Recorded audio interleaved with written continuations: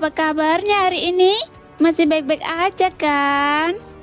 Di video kali ini kita melanjutkan cerita Donghua Battle Truck Devon. Oke, nggak usah lama-lama lagi, kita langsung aja ke ceritanya.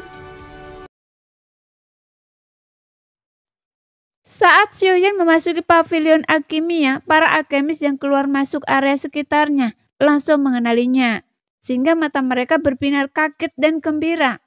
Kemudian mereka semua mengepalkan tangan dan membungkuk kepada Xiuyan yang tersenyum dan mengangguk tanda setuju. Saat Xiuyan memasuki pavilion alkimia, berita bahwa Sun Shang telah tiba untuk memberikan obat di pavilion alkimia segera menyebar. Dan semua orang diundang untuk datang dan menyaksikan. Sehingga seruan demi seruan dengan cepat menyebar, yang membuat pavilion alkimia dipenuhi orang-orang dengan kecepatan luar biasa. Tak hanya semua alkemis di dunia Kliwak kuno yang datang untuk mengamati, bahkan mereka yang bukan alkemis pun ikut menyaksikan. Bahkan banyak kekuatan baru yang baru saja bergabung dengan alam dewa kuno, hanya pernah mendengar tentang Xiuyan dan melihat patungnya. Tetapi meskipun belum pernah melihatnya secara langsung, tapi mereka tidak memanggilnya dengan nama, melainkan hanya memanggilnya Yang Mulia. Bagaimanapun setelah pertempuran mereka dengan Taisu, ketenaran Xiuyan menyebar ke seluruh alam dewa kuno. Entah Xiuyan adalah reinkarnasi atau bukan, mereka tidak mengerti atau peduli. Mereka hanya tahu bahwa Xiuyan sangat kuat. Para alkemis di kuil dewa kuno, kali ini saya akan menyempurnakan obat, dan dengan metode saya ini mungkin bisa menjadi inspirasi bagi kalian semua. Saya yakin kalian semua mengerti bahaya yang dihadapi Senshi. Jadi saya harap semua orang bisa tumbuh lebih kuat untuk melindungi dunia Senshi kita. Kali ini tujuan Xiuyan sangat jelas. Dia ingin mengembangkan lebih banyak kekuatan baru. Karena alkemis yang lebih terampil akan menjadi pasukan cadangan jika Senshi dan Taisu berperang. Selain itu, mereka akan menjadi perlengkapan yang sangat diperlukan selama pertempuran. Oleh karena itu, setiap kali Xiuyan kembali, dia akan menunjukkan keahlian alkimianya di pavilion alkimia, kapanpun dia punya kesempatan, yang sungguh menyenangkan gurunya. Sementara itu, di pavilion alkimia yang ramai, seorang pria parubaya berdiri dengan tangan terlipat di belakang punggungnya. Matanya dipenuhi kegembiraan, sehingga kerumunan yang di sekitarnya ramai. Mereka sekali lagi melirik aneh ke arah pria parubaya itu. Apa yang kalian lihat? Dia benar-benar murid saya. Pria parubaya mendengus dingin. Iya, saya ingat namanya Yao Chen. Keahlian alkimianya biasa saja, tapi dia adalah guru yang mulia. Saat itu sebuah suara datang dari samping, dan semua alkemis di sekitarnya mengepakkan tangan dan membungkuk. Mengapa kalian para alkemis berbicara begitu kasar? Kalau bukan karena saya, dia tidak akan menjadi yang mulia. Kata Yao Chen dengan nada tidak nyaman. Tapi dia tidak marah kepada mereka. Lagi pula, apa yang mereka katakan tidak salah. Dibandingkan dengan banyak alkemis saat ini, keahlian alkimia Yao Chen benar-benar biasa. Meskipun Xiuyan telah membantu Yao Chen mempertahankan api ungu, setiap orang memiliki batasan. Tidak semua orang dapat terus-menerus berjuang untuk kemajuan. Dan Yao Chen memahami hal ini, tetapi ia tetap gemar memurnikan obat.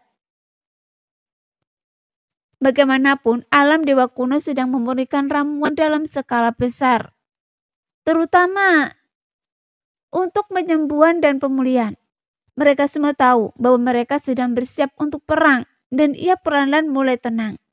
Karena anak kecil yang pernah dibimbingnya seperti dirinya. Sebelumnya, Xiuyan telah menyaksikan dirinya sendiri memurnikan obat dengan konsentrasi penuh, dan matanya terpaku pada dirinya sendiri. Tapi sekarang, semuanya telah berbalik. Yao Chen memperhatikan muridnya dengan seksama, dan keahliannya juga jauh lebih unggul daripada miliknya, bahkan lebih halus. Teknik pemurniannya begitu banyak sehingga dia merasa malu pada dirinya sendiri. Dewa kuno, tidak ada seorang pun yang memiliki keterampilan pemurnikan obat yang bisa melampaui Xiuyan. Dalam sekejap mata, dia benar-benar telah mencapai puncak pemurnian obat. Sehingga itu di luar imajinasinya. Sekarang levelnya menjadi semakin tinggi. Sayang sekali saya sebagai gurunya takkan pernah bisa mencapainya seumur hidup ini. Namun melihat murid saya meraih dan menyentuhnya, rasa penyesalan saya terobati. Yo Chen bergumam dalam hati, bagaimanapun dalam hal alkimia, obsesinya bahkan lebih besar daripada Xiao Yan, bahkan lebih besar daripada Lang Tian, yang menghabiskan sebagian besar waktunya mendalami alkimia. Dia selalu mengamati teknik-teknik pemurnian yang semakin luar biasa ini. Kemudian cahaya keemasan tiba-tiba berkilat di matanya. Ramuan obat yang tak terhitung jumlahnya melayang di hadapan Xiao Yan. Ramuan yang ia siapkan bukanlah pil yin yang, melainkan ramuan tubuh dewa iblis yang telah disempurnakan.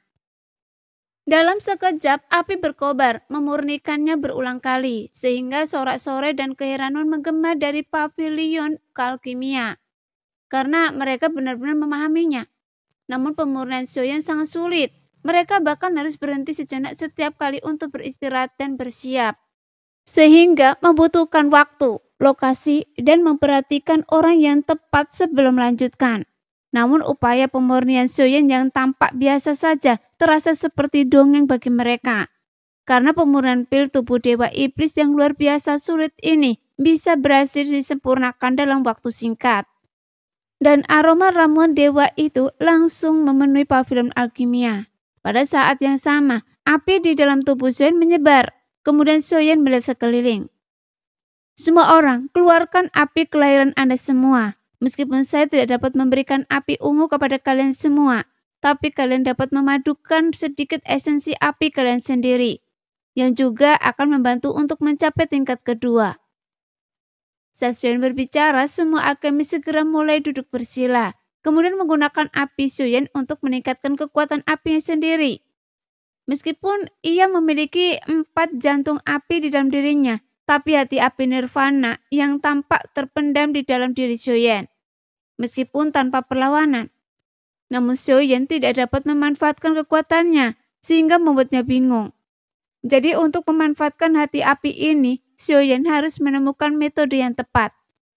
Oleh karena itu, Xiao Yan terus menyempurnakan obatnya dan menghasilkan beberapa pil berskala besar.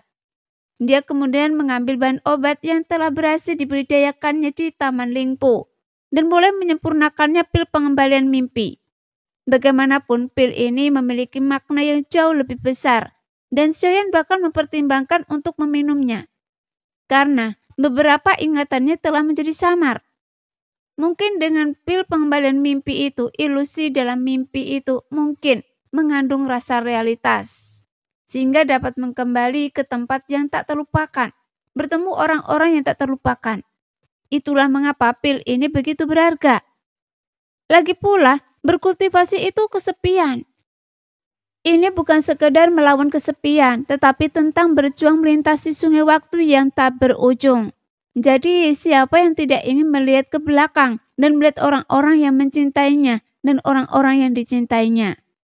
Bagaimanapun Xiao Yan merasakan hal yang sama. Dia merindukan bertemu ayahnya, kakak laki-laki pertama dan kakak laki-lakinya yang kedua dalam mimpinya. Meskipun garis keturunan klan Xiao masih berlanjut dan sekarang sangat kuat. Tapi bagaimanapun juga itu adalah garis keturunan langsung kerabatnya. Hanya saja ramuan yang dibutuhkan untuk pil pengembalian mimpi sangatlah berharga. Dan Xiao Yan menghabiskan waktu yang lama membudidayakannya di Taman Lingpu sebelum akhirnya tumbuh. Tanpa Taman Lingpu, mencari ramuan ini akan menjadi usaha yang sangat memakan waktu. Sekarang Xiao Yan telah menyempurnakan 2 pil pengembalian mimpi kali ini menggunakan ramuan yang ditanam di Taman Lingpu. Dan dia berniat untuk mengkonsumsi salah satunya sendiri. Adapun yang satu lagi untuk ratu. Lagi pula dia pasti merindukan yang mulia. Segera Xiao Yan menaruhnya di dalam botol yang terbuat dari es hitam berusia 10.000 tahun.